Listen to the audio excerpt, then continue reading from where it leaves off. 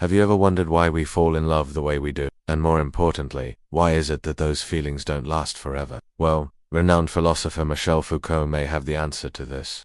In his book The History of Sexuality, Volume 2, Foucault explores the ways in which our understanding of sex and sexuality has changed over time. In one particularly thought-provoking section, he examines the concept of romantic love and argues that it was invented as a way for society to exert power over individuals. Now, before we dive into his argument, please remember that this is a complex philosophical concept that Foucault himself spent hundreds of pages explaining and unpacking. So this won't be a comprehensive overview of his ideas, but rather a starting point for your own exploration. With that said, let's get into Foucault's brutal truth about romantic love. Romantic love is a game of power. For Foucault, romantic love is not the genuine and all-consuming feeling that we often imagine it to be. Instead, he argues that it is a set of behaviors and emotions that are carefully constructed through societal norms, expectations, and power dynamics.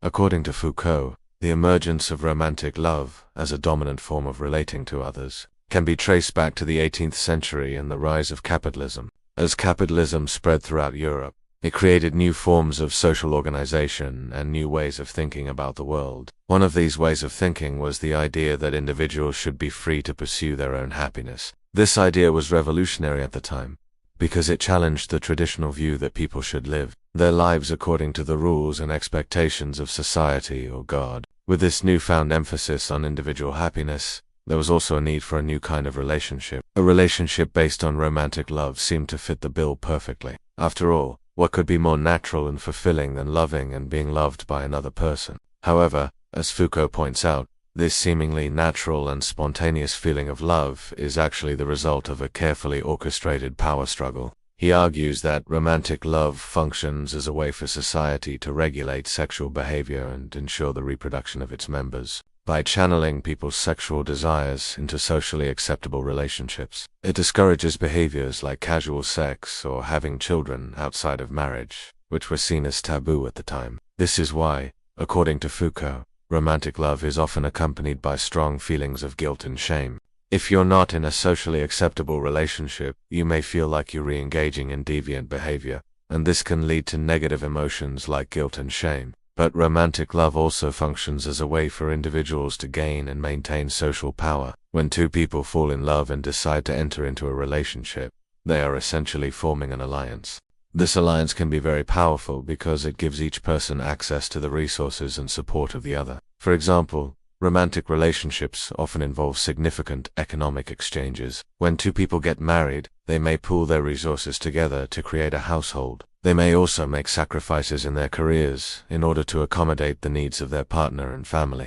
These economic exchanges can create a significant power differential between the partners, with the person who has more economic resources having more power in the relationship. Additionally, romantic relationships often involve a great deal of emotional labor. This is the work that goes into maintaining the relationship, such as making plans, communicating with your partner, and managing any conflicts that arise. Women are often expected to do more emotional labor than men, which means that they have less time and energy to devote to other aspects of their lives, such as their careers. This can limit their options for advancement and keep them economically dependent on their partners. Furthermore, romantic love is often used as a way to control other people. When you're in love with someone, you want them to be happy and fulfilled. This can lead you to make sacrifices and endure difficult situations in order to make your partner happy. For example, you may stay in an abusive relationship because you believe that you have a duty to make your partner happy. Or you may overlook your partner's infidelities because you don't want to cause a conflict. In these situations, your love for the person is actually being used as a tool to control and manipulate them. So, what does this mean for us today? Well, Foucault's analysis of romantic love suggests that we should be aware of the power dynamics that are always present in our relationship. Just because we feel deeply connected to someone and have strong emotions towards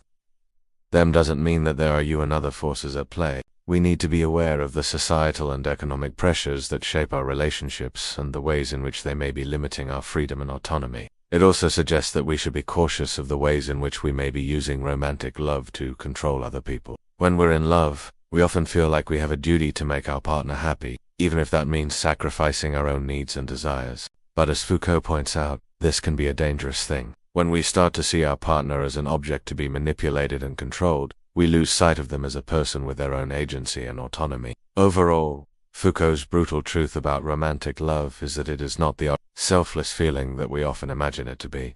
Instead, it is a complex and sometimes harmful set of behaviors and power dynamics that shape our relationships and our lives. While this may not be the kind of truth that we want to hear, it is an important reminder of the need for authenticity and freedom in our relationships. I hope you found this video to be Let me know in the comments below what you think of Foucault's argument and how you apply it to your own life. And if you liked this video, please don't hesitate to share it with others. I would greatly appreciate the support. Thanks for watching and take care. If you enjoyed this video, you might also like another video we did on 6 things that kill trust in relationships. Check it out. Here,